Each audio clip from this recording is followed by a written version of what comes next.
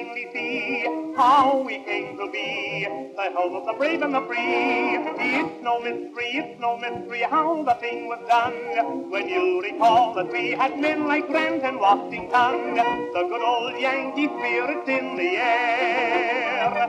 And now old Kaiser Bill had better take care. The Yanks are at it again, the Yanks are at it again. You'll find them everywhere, on land and sea and in the air. Just take a look at our men, they're going in and then. Old Kaiser Bill will surely get his fill before we're through. For Uncle Sam will teach him lots of things he never knew. Our boys have never started anything they couldn't do. Look out, the Yanks are at it again.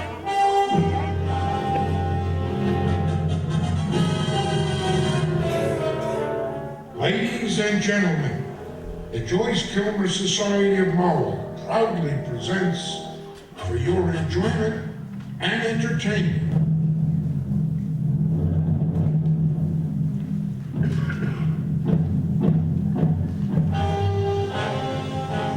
Joyce Kilmer on Stage, directed by Tom Walker, narrated by Alex McLean, and starring Deborah Clifford, Reverend Bill Brode, John Speck, Tim Malone, Pastor Rob Parker, Kim Barron, Barbara Shanley, and the rest of the Joyce Kilmer plays.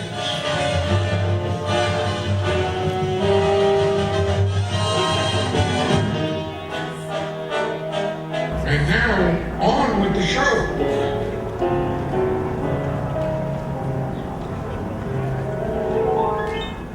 Ladies and gentlemen, allow me to introduce myself. My name is Robert Cortez Holliday. I was a writer 100 years ago.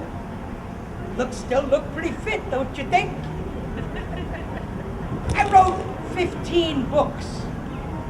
But my most cherished claim to fame, I was the best friend of Alfred Joyce Kilmer. Now there's a writer.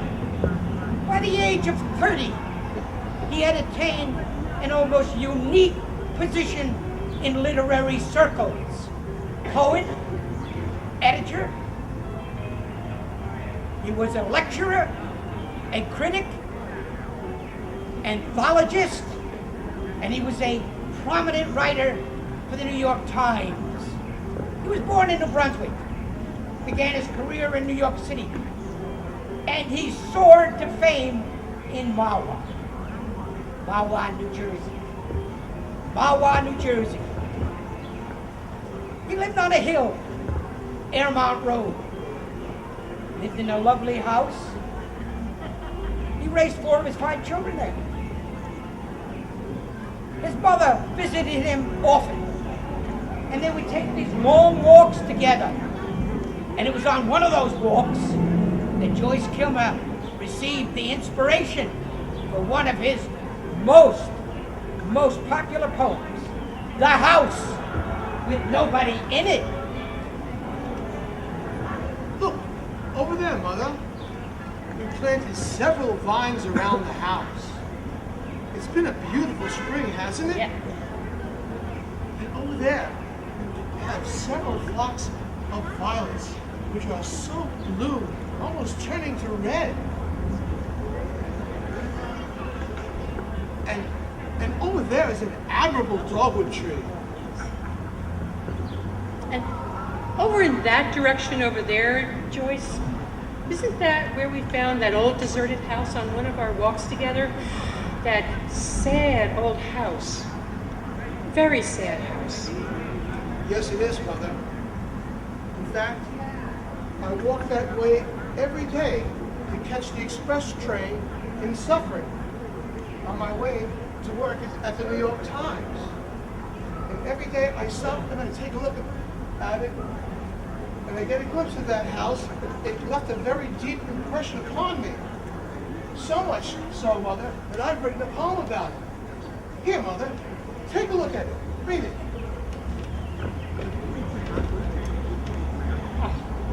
Read it for me, Joyce, please. I've always enjoyed how you recite your poems. All right, Mother.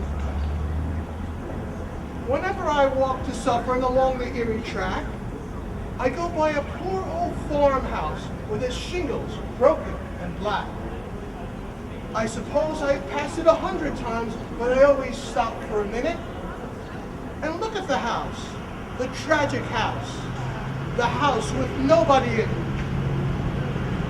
I've never seen a haunted house, but I hear there are such things. They hold their talk of spirits, their mirth and sorrowings. I know this house isn't haunted, and I wish it were, I do. For if it wouldn't be so lonely if it had a ghost or two.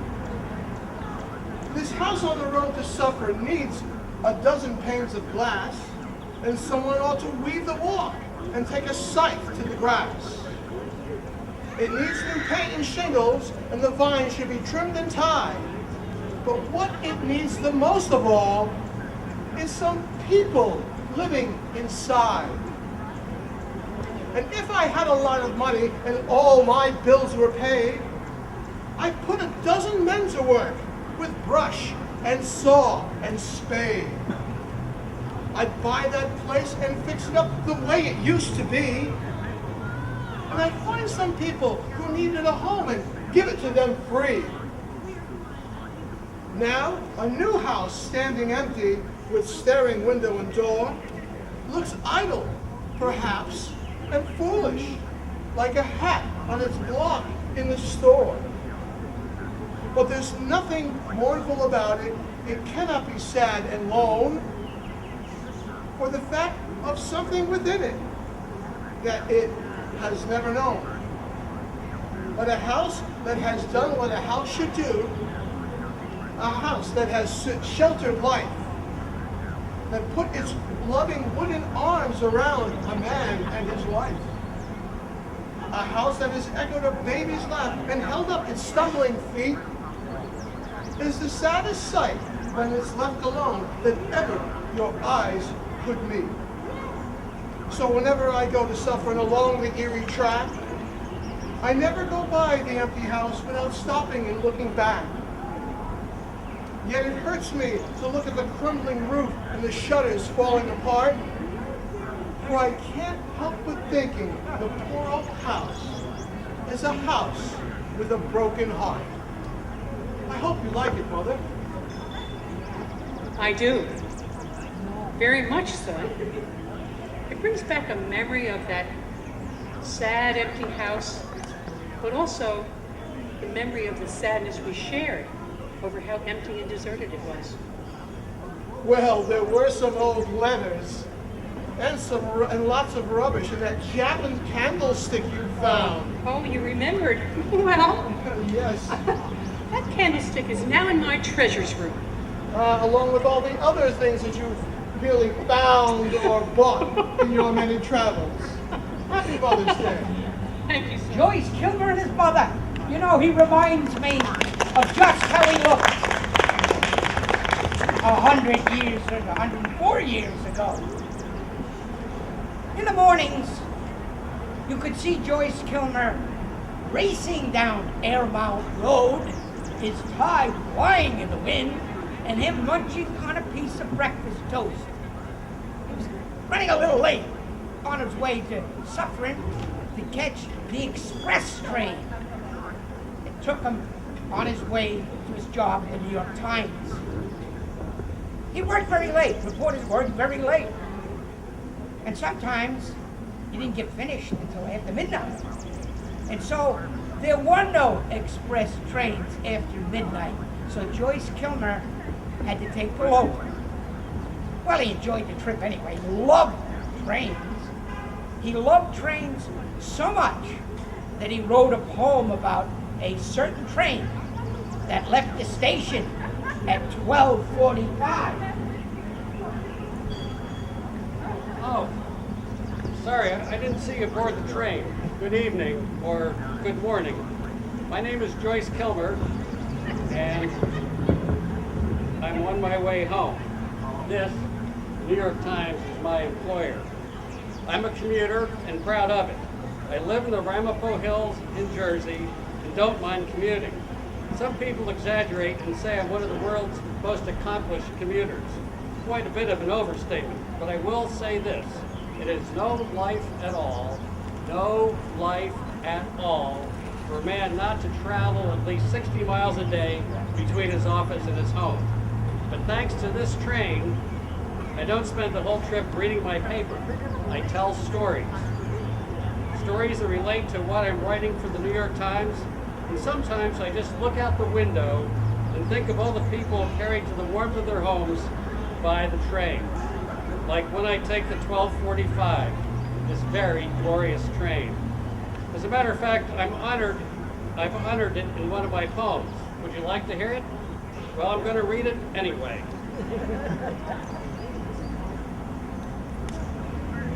This is the 1245. Within the Jersey City shed, the engine coughs and shakes its head. The smoke, a plume of red and white, waves madly in the face of night. And now the grave and curious stars gleam on the groaning, hurrying cars. Against the kind and awful rain of darkness, this angry train, a noisy little rebel, pouts its brief defiance, flames and shouts, and passes on and leaves no trace. For darkness holds its ancient place, serene and absolute, the king unchanged of every living thing. The houses lie obscure and still in Rutherford and Carlton Hill. Our lamps intensify the dark of slumbering Passaic Park. And quiet holds the weary feet that daily tramp through Prospect Street. What though we clang and clank and roar through all Passaic streets? No door will open, not an eye will see who this loud vagabond may be. Upon my crimson cushioned seat in manufactured light and heat, I feel unnatural and mean. Outside the towns are cool and clean. Curtained a while from sound and sight, they take God's gracious gift of night. The stars are watchful over them, on Clifton as on Bethlehem. The angels leaning down the sky shed peace and gentle dreams. And I blasphemously ride through all the silent countryside. The engines shriek, the headlights glare, pollute the still nocturnal air. The cottages of Lakeview sigh, and sleeping frown as we pass by. Why, even strident Patterson rests quietly as the nun. Her foolish warring children keep the graceful armistice of sleep. For what tremendous errand's sake are we so blatantly awake? What precious secret is our freight? What king must be abroad so late? Perhaps death roams the hills tonight as we rush forth to give him fight. Or else perhaps we speed his way to some remote, unthinking prey. Perhaps a woman writhes in pain and listens for the train. The train that like any angel sings, the train with healing on its wings. Now Hawthorne, the conductor cries. My neighbor starts and rubs his eyes. He hurries yawning through the car and steps out to where the houses are. This is the reason of our quest. Not wantonly we break the rest of town and village, nor do we lightly profane night's sanctity. What love commands, the train fulfills, and beautiful upon the hills are these feet of burnished steel. Subtly and certainly I feel that Glenrock welcomes us to her.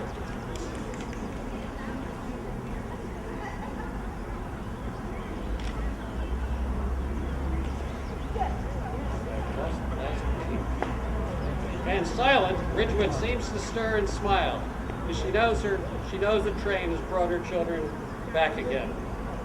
We carry people home, and so God speeds us, wheresoever we go.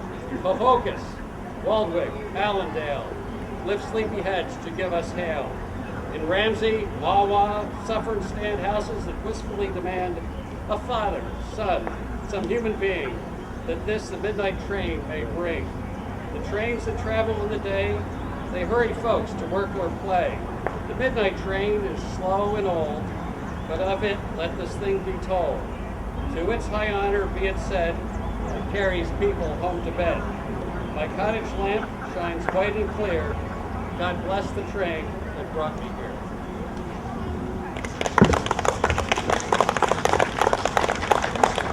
You know, I wish I was on that train with Joyce Kilmer. What stories he told. Now, what makes Joyce Kilmer's poetry so pleasing to so many people was that he wrote about everyday people and commonplace things. For his most famous poem, Joyce Kilmer was paid $6. Now today, what's that? That's about the price of a Big Mac meal, right? That's what I'm told, anyway. He wrote this poem on February 2nd, 1913, in his Mahwah house in an upstairs room which had a window looking down a wooded hill. Now, in all, Joyce Kilmer wrote 100 poems in his very short life. And this is the poem that the world loves best. Trees. Mother, I learned something at school today that made me very, very proud of Dad.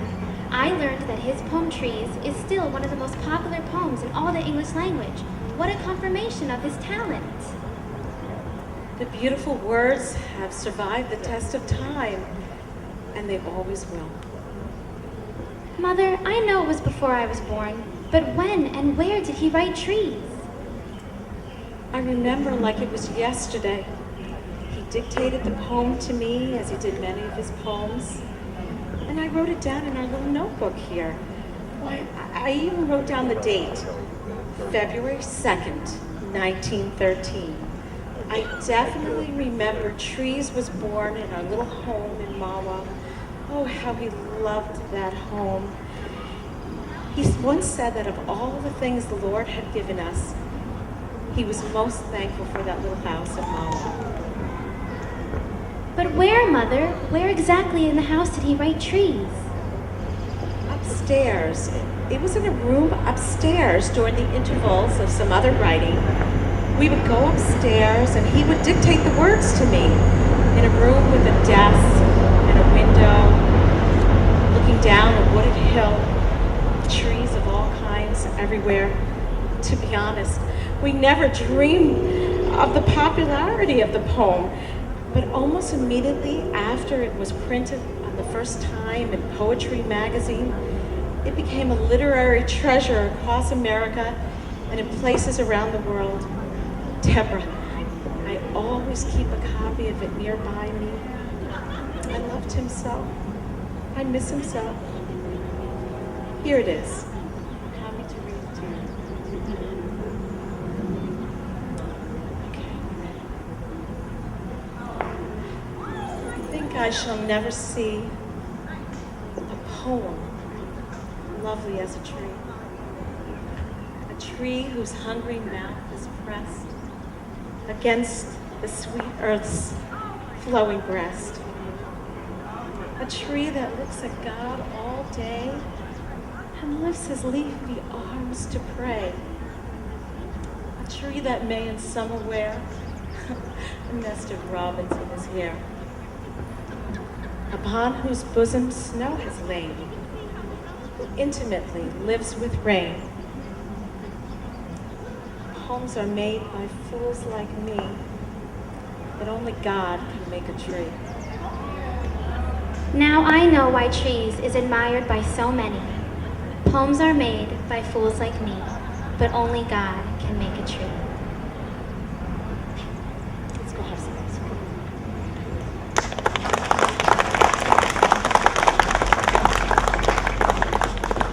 cream. Mother and daughter. Real mother and daughter. I think Kilmer was on that train that just passed. I wish I was on it sometimes. You know, there was heartbreak in Joyce Kilmer's family life. His beautiful little daughter Rose, stricken with polio, a disease that nobody even understood at the time, much less there be a remedy. And it was an ordeal that the Kilmer family endured and led them to the Catholic faith. But mostly Joyce Kilmer and his family spent happy days in Mahwah, prosperous days in Mahwah. And there he goes again. He's very fast, that Kilmer.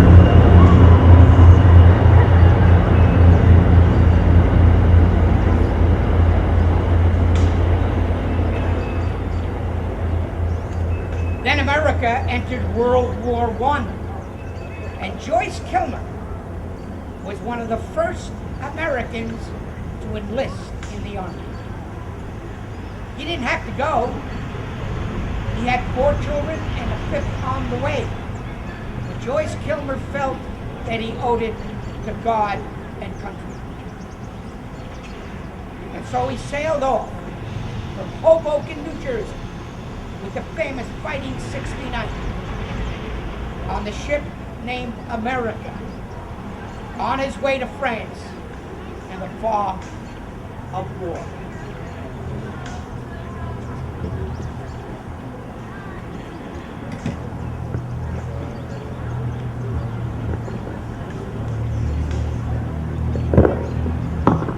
Well, Joyce, this is the way you wanted it. This is what you dreamed of. Fighting for the brave people of France and Belgium, and really, probably for all of mankind. Now, we're on our way. You, I, and the fighting men of the 69th. We're on our way to war. Father, just look out there and see how calm those seas are. You almost have to look over the edge of the boat to get the impression or get the realization that we're moving. And yet, as calm as these are, I know that there are rough days ahead. I know that no one is ever fully ready, but I feel I'm as ready as I can be at this point. I pray every night, Joyce. For who knows, who among us will not be coming back? That's why I was so opposed to your leaving your family and volunteering to fight in this war. But Father, I had to go. I could not look my children in the eye unless I had volunteered. I know, Joyce, I know. I notice you've been writing a lot. What have you really done? Have you finished it yet? Yes, what I wrote is a marching song for the Fighting 69th. I would rather be a sergeant in this regiment than serve in any other company in the world. Have you finished it? It's ready. Joyce, can we please hear that wonderful poem you wrote to support the morale of the men of the Fighting 69th?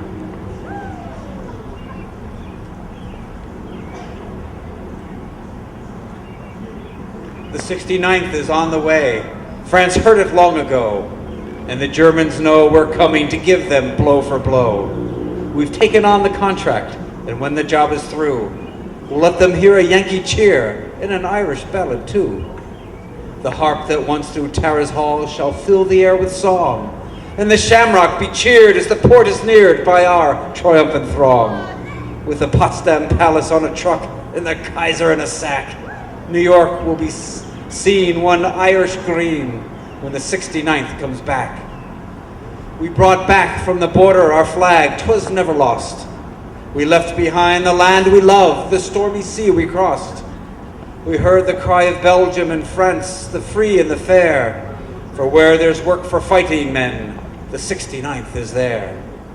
The harp that once through Tara's hall shall fill the air with song, and the shamrock be cheered as the port is neared by our triumphant throng.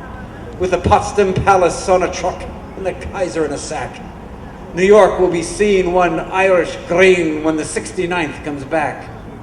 The men who fought at Mary's Heights will aid us from the sky. They showed the world at Fredericksburg how Irish soldiers die. At Blackburn Ford they think of us, Atlanta and Bull Run. There are many silver rings on the old flagstaff, but there's room for another one. The harp that once through Tara's halls shall fill the air with song, and the shamrock be cheered as the port is neared by our triumphant song. With the Potsdam Palace on a truck and the Kaiser in a sack, New York will be seen one Irish green when the 69th comes back.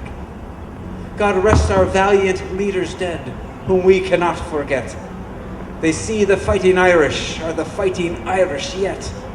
While Ryan, Rowe, and Cochrane in history's pages shine, A wreath of laurel and shamrock waits the head of Colonel Hine. The harp that once through Tara's halls shall fill the air with song, and the shamrock be cheered as the port is neared by our triumphant song. With the Potsdam Palace on a truck and the Kaiser in a sack, New York will be seen one Irish green when the 69th comes back.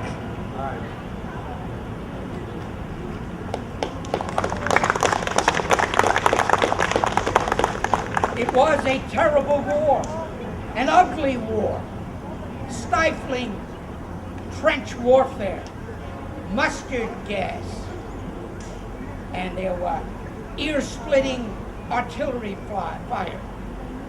And night after night, Joyce Kilmer with the intelligence unit would go into no man's land looking for enemy positions.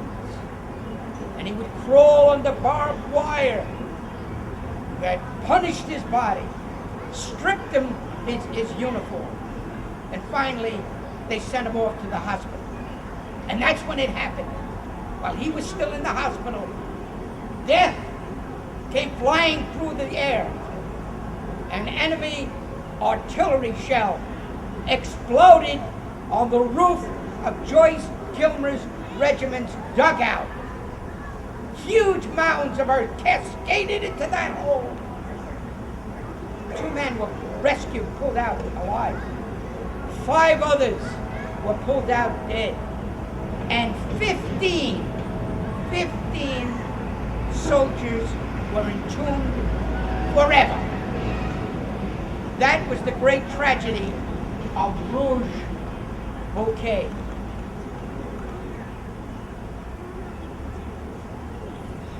Oh, Father, when we heard the news here in the hospital of that shell crashing down upon that dugout, and all that dirt cascading down, burying those men, we back here, we felt so helpless. There was nothing that we could do. Joyce, my young friend, no one could have done anything. Your dugout took a direct hit. We're still all reeling in pain and sorrow for what happened. Is there anything I can do, Father? What you've done, Joyce, I think is wonderful. You wrote a great tribute to the men. You know, not many people could have done that, and they're really very, very heartbroken for what you've done. But let them lay in peace for now. You know, I've been very fortunate. Before the lads went into the trenches, I heard their confession. I gave them communion. And then the men of the 9th Fighting 69 marched off to war. You know, faith in the trenches, but not like being in a great cathedral with stained glass windows and a mighty organ playing joyful hymns. No, no. In the trenches, your Jew is a rough road board. You're knee-deep in mud. You're knee-deep in mud. The sounds around you are not of a mighty organ, rather the rattling of the machine guns as they deal out death and destruction to everyone. There's no joyful song. There's only the cries and the moaning of the wounded and the silence behind the bodies of the men. That's why, Joyce, the man in the trenches, when he meets his maker, he has to have great faith and great promise that we will do something. And your new poem does a great job of doing that, Joyce. Father, I felt what I wrote was one of the most heartfelt things I had ever written. I did it as a tribute to those fallen men. Joyce, I think it's wonderful. Please, can we hear those wonderful words you wrote in tribute to our fallen comrades in arms?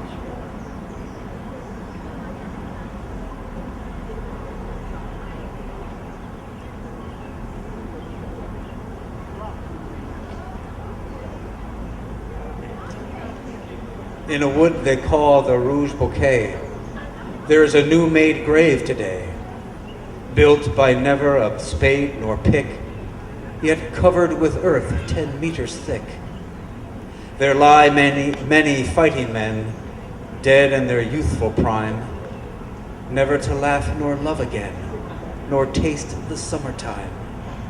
For death came flying through the air and stopped his flight at the dugout stair, touched his prey and left them there, clay to clay. He hid their bodies stealthily in the soil of the land they fought to free, and fled away. Now over the grave abrupt and clear 3 volleys ring, and perhaps their brave young spirits hear the bugle sing, "Go to sleep, go to sleep. Slumber well where the shell screamed and fell. Let your rifles rest on the muddy floor. You will not need them anymore. Danger's past now at last. Go to sleep." There is on earth no worthier grave to hold the bodies of the brave than this place of pain and pride where they nobly fought and nobly died. Never fear, but in the skies saints and angels stand, smiling with their holy eyes on this new-come band. St. Michael's sword darts through the air and touches the oil on his hair, and he sees them stand saluting there, his stalwart sons. And Patrick Brigid Columkill rejoice that in veins of warrior still the Gael's blood runs, and up to heaven's doorway floats from the wood called Rouge Bouquet a delicate cloud of bugle notes that softly say, "Farewell, farewell. Comrades true, born anew, peace to you. Your souls shall be where the heroes are, and your memories shine like the morning star. Brave and dear, shield us here. Farewell."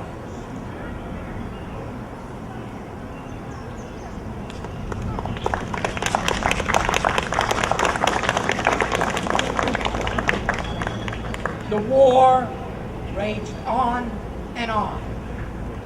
Didn't seem that there was any end in sight. But then, in the summer of 1918, the Allies mounted a massive offensive, and that was to be the turning point toward victory. But Joyce Kilmer would not share in that victory. No, Joyce Kilmer had volunteered for a very dangerous mission. He was to lead this mission, to go into no man's land, find these enemy machine gun nests that were killing Allied soldiers. And as usual, Joyce Kilmer crept ahead of his men. That was his style. And they lost sight of him. When the smoke had finally cleared, they spotted him. There he was, lying on a hill. They thought he was taking this position to look over the hill to get a better view.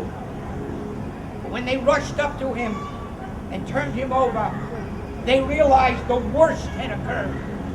Joyce Kilmer was dead, shot to death by a sniper. Joyce Kilmer was only 31 years old. The French awarded him posthumously the French Croix de Guerre for courage under fire. I can tell you this. It has been written, Joyce Kilmer was the most distinguished American to die in World War I. Thank you, ladies and gentlemen. Thank you for your attention. The Joyce Kilmer Society of Mahwah is happy indeed that you were able to come here. Now I'd like to call out the cast for a final bow. Come on, ladies and gentlemen.